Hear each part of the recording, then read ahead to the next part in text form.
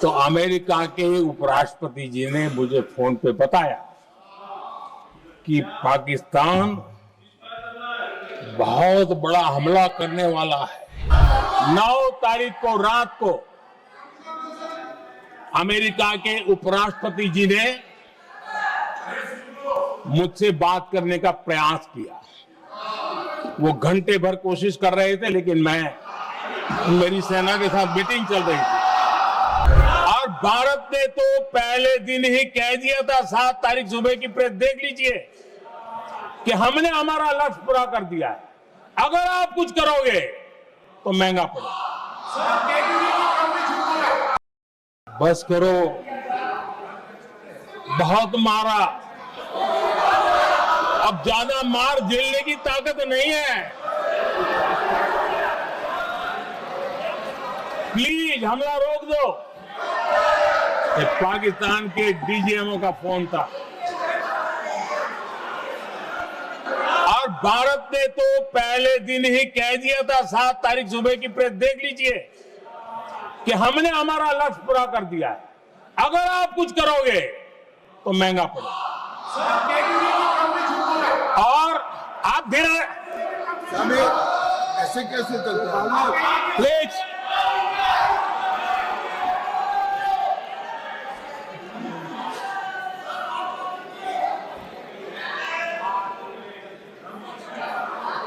मैं आज दोबारा कह रहा हूं, ये भारत की स्पष्ट नीति थी, सुविचारित नीति थी, सेना के साथ मिलकर के तय की हुई नीति थी। और वे ये थी कि हम आतंक, उनके आका, उनके ठिकाने, ये हमारा लक्ष्य है। और हमने कहा, पहले दिन प्रेस कॉन्फ्रेंस में कहा है कि हमारा एक्शन नॉन एक्सेलेटरी है। ये हमने कह करके किया है। और इसके लिए साथियों हमने हमला रोका। अध्यक्ष जी, दुनिया के किसी भी नेता ने भारत के ऑपरेशन रोकने के लिए नहीं कहा।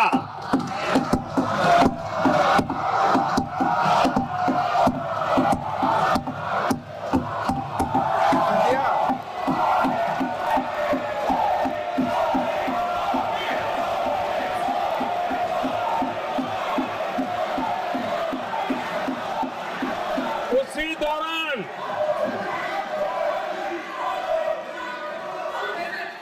9 तारीख को रात को अमेरिका के उपराष्ट्रपति जी ने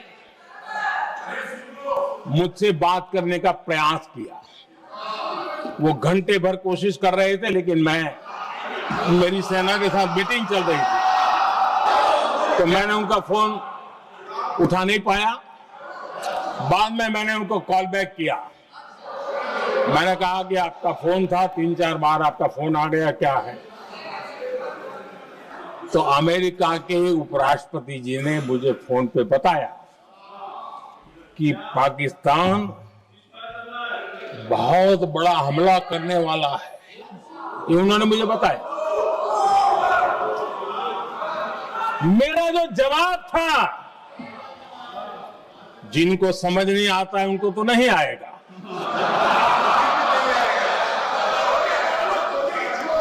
मेरा जवाब था, अगर पाकिस्तान का ये इरादा है तो उसे बहुत महंगा पड़ेगा। ये मैंने अमेरिका के उपराष्ट्रपति को कहा।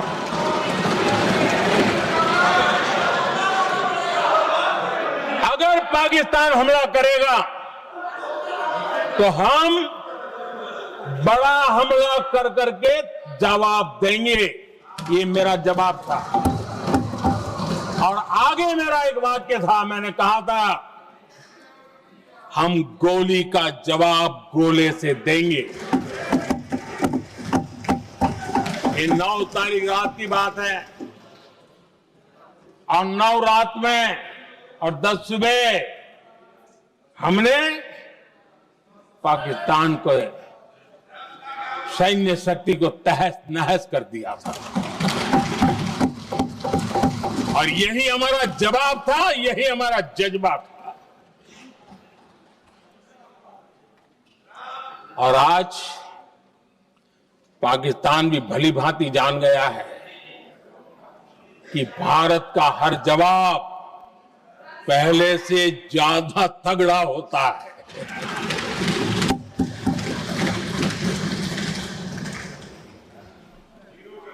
उसे यह भी पता है कि अगर भविष्य में नौबत आई तो भारत आगे कुछ भी कर सकता है। और इसलिए मैं फिर से लोकतंत्र के इस मंदिर में दोहराना चाहता हूं, ऑपरेशन सिंदूर जारी है।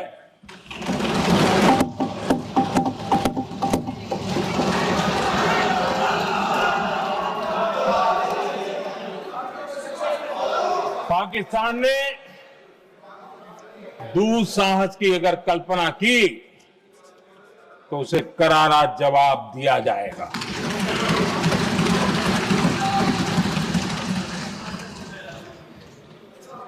आदरणीय अध्यक्ष जी, आज का भारत आत्मविश्वास से भरा हुआ है। आज का भारत आत्मनिर्भरता के मंत्र को लेकर के पूरी शक्ति के साथ तेज गति से आगे बढ़ रहा है। देश देख रहा है भारत आत्मनिर्भर बनता जा रहा है।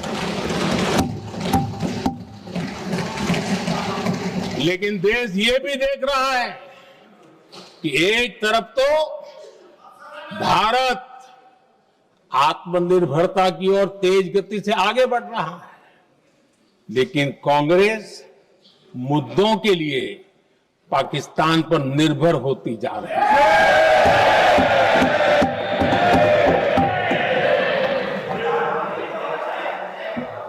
मैं आज पूरा दिन देख रहा था, जो 16 घंटे से जो चर्चा चल रही है, दुर्भाग्य से। प्लीज बैठिए, सब जवाब दे दिया आपका। आप सुनते नहीं, सबका जवाब दे दिया। प्लीज दुर्भाग्य से सुनिए जवाब। कांग्रेस को पाकिस्तान के मुद्दे इंपोर्ट करने पड़ रहे हैं।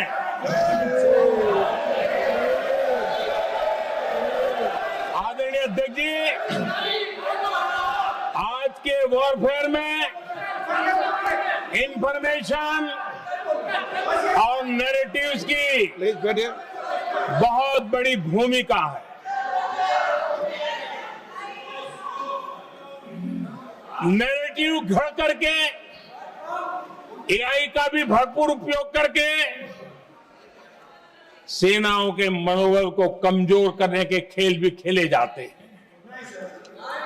जनता के अंदर अविश्वास पैदा करने के भी भरपूर प्रयास होते हैं। दुर्भाग्य से कांग्रेस और उसके सहयोगी पाकिस्तान के ऐसे ही प्रपंच के प्रवक्ता बन चुके हैं।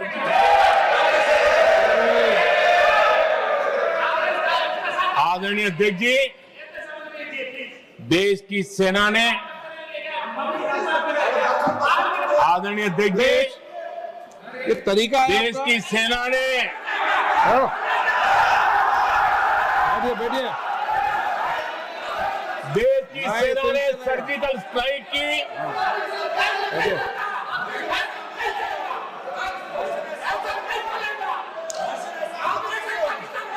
बैठिए बैठिए।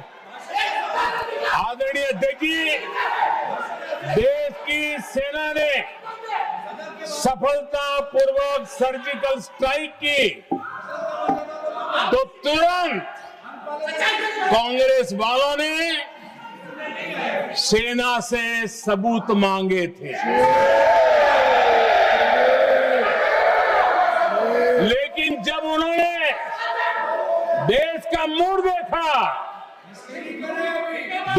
मिजाज देखा तो सुर उनके बदलने लगे और बदल करके क्या कहने लगे।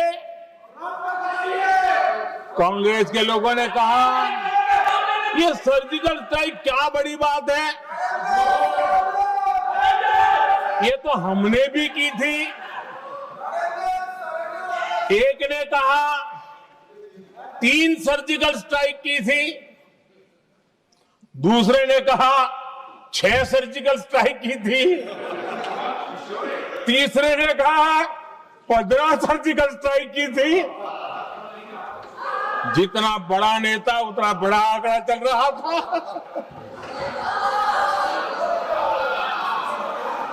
आदरणीय अध्यक्ष जी, इसके बाद बालाकोट में सेना ने एयर स्ट्राइक की।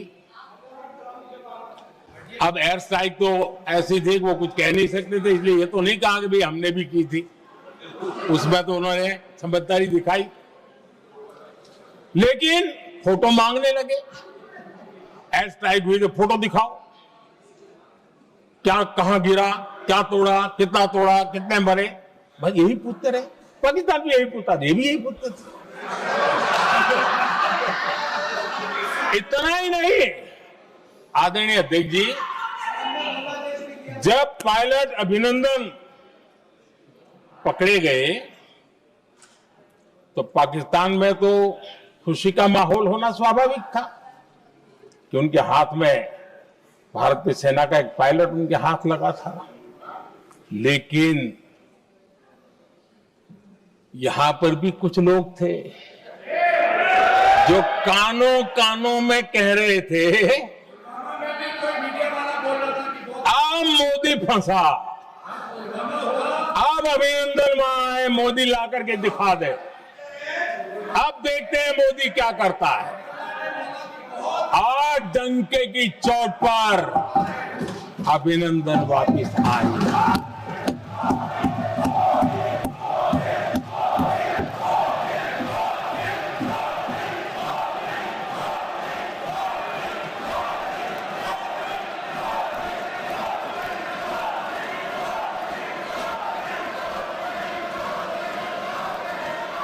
अभिनंदन को ले आए तो इनकी बोलती बंद हो गई। इनको लगा यार कि नसीब वाला आदमी है, हमारा हथियार हाथ से निकल गया। आदरणीय अध्यक्ष जी, पहलगाम हमले के बाद हमारा बीएसएफ का एक जवान पाकिस्तान के कब्जे में गया तो फिर इनको लगा वाह बड़ा मुद्दा हाथ में आ गया है, हम मोदी फंस जाएगा। अब तो मोदी की फजीयत जरूर होगी और उनकी इकोसिस्टम ने सोशल मीडिया में बहुत सारी कथाएं वायरल की कि ये बीएसएफ के जवान का क्या होगा, उसके परिवार का क्या होगा, ये वापस आएगा, कब आएगा, कैसे आएगा, न जाने क्या क्या चला दिया। आदरणीय अध्यक्ष जी, बीएसएफ का वो जवान भी आन बान शान के साथ वापस आया।